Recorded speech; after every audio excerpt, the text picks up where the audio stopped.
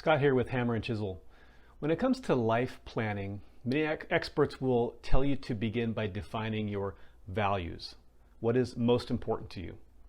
I differ. I will tell you to define your virtues. And men tend to gravitate towards the concept of virtues more than values. Now, one's values are typically externally focused. They're on the things, relationships, and qualities that you hold in high regard. One's virtues are different. Virtues are the internal traits and characteristics that lead men to greatness and excellence, inside and out. Now, the man who is most confident in who he is and where he is going has a sense of congruity or alignment between the virtues that he has for himself internally and his actions. This creates integrity. Now, virtues are always action-oriented. I practice and lead men in virtue-based living. Virtue-based living. Pretty simple, right? That is the foundation for everything in life that you should do. The virtues you are shaping your life around. This is your personal, authentic, best life foundation. The foundation for all of your life. And everything about your personal life is built on that foundation. Your body, mind, and spirit. Then out from that foundation projects your relationships, your connectivity, and your professions. Now, in this brief video, I want to highlight some key points in this personal life progression, body, mind, and spirit. First of all, I don't actually use those three words often with men, body, mind, spirit. They simply do not resonate. And I want to give greater precision to their meanings. I use the words power, plan, and purpose. Your body is your power plant. Your mind is your plan in action. And your purpose, well, that's the actualization of your spirit. So let's think about your body as your power plant. How you manage your body determines the health of everything else you do in life. And I'm going to encourage you to rethink the health of your body. I will refer to this as your physical fitness. Now, we will define physical fitness with a very clear definition.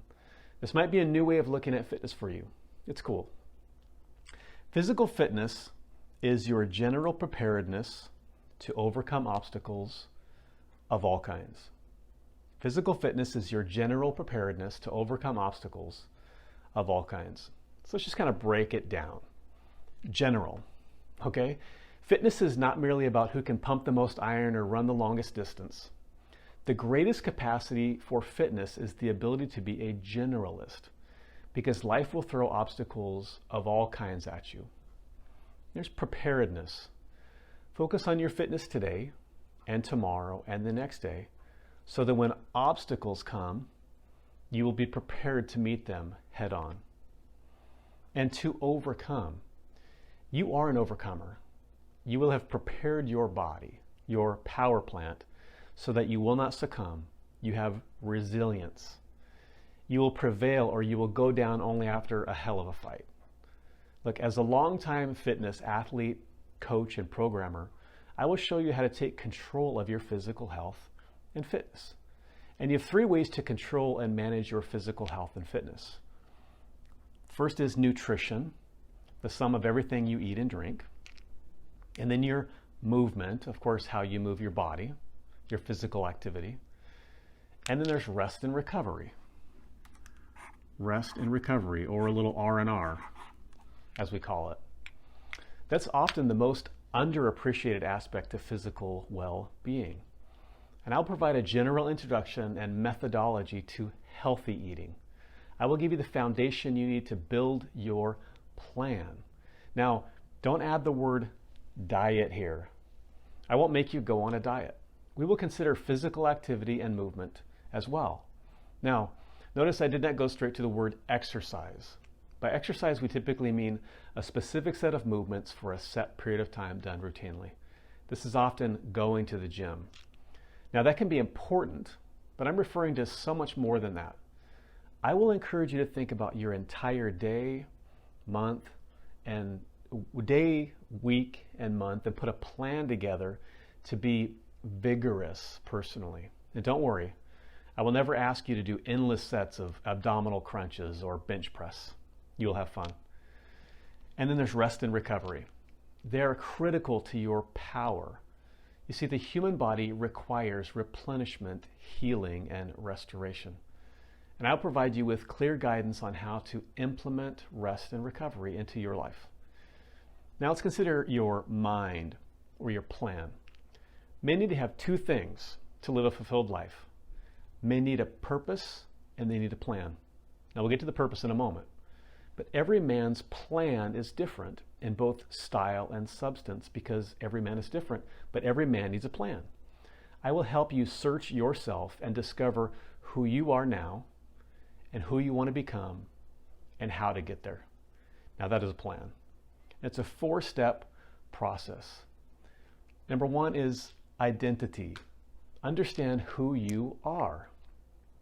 Number 2, your history. Understand what determined who you are. And then determine who you will become. That's your vision. Very important to understand who you want to become. That informs your vision. And then 4th, determine what you will need to do in order to achieve your vision. That's your strategy. Now, I want the future vision that you focus your mind or plan on is that you'll become, rather than on who you will become, rather than what you'll accomplish.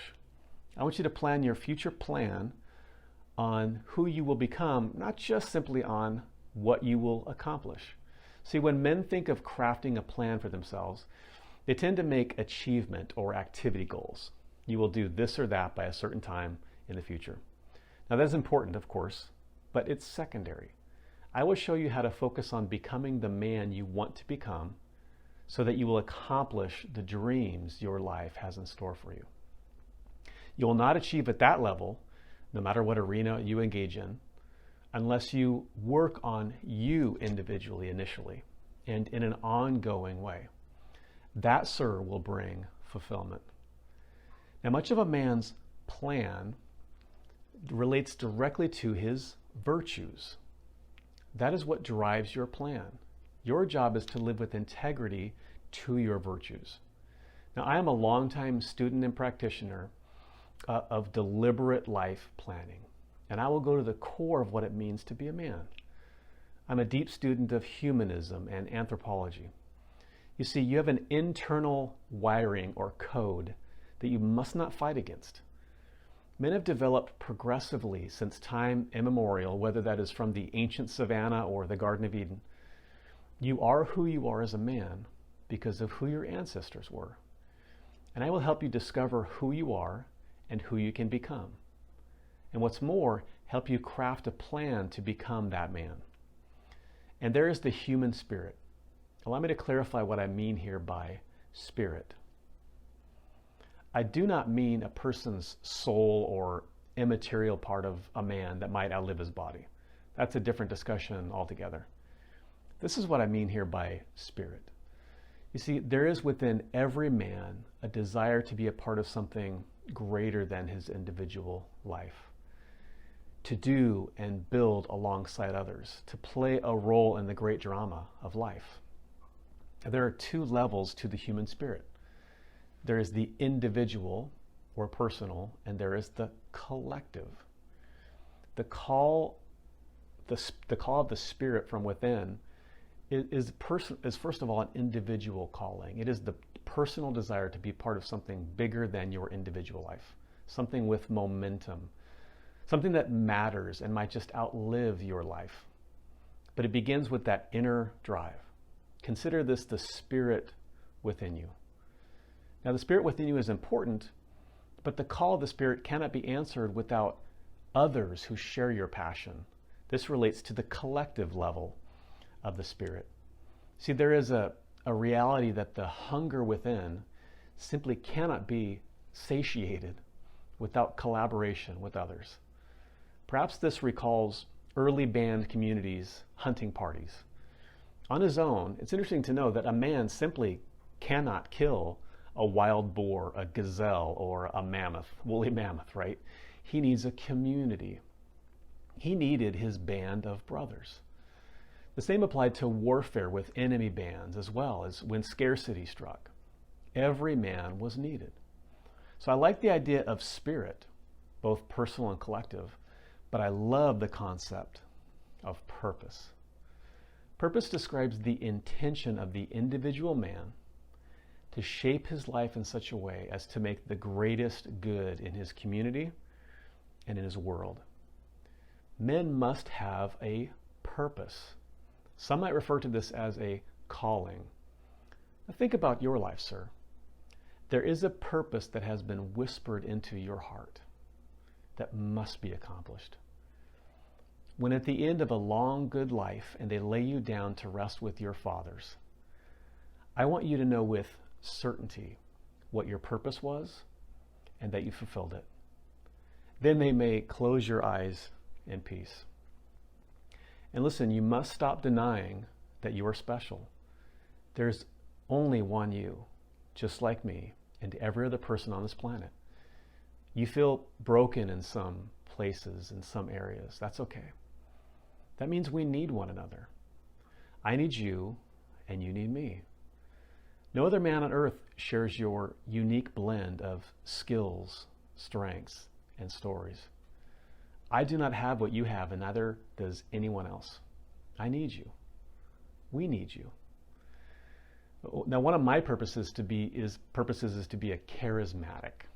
Now, charisma is an ancient Greek word that meant literally favor freely given or a gift. It carried with it the idea that men had a special sort of gift or ability to influence others. Magnetism, elan. When someone was considered charismatic, he was utilizing the special gift within himself in such a way as to influence others with enthusiasm. It means being animated, passionate, in a way that stirs others to action.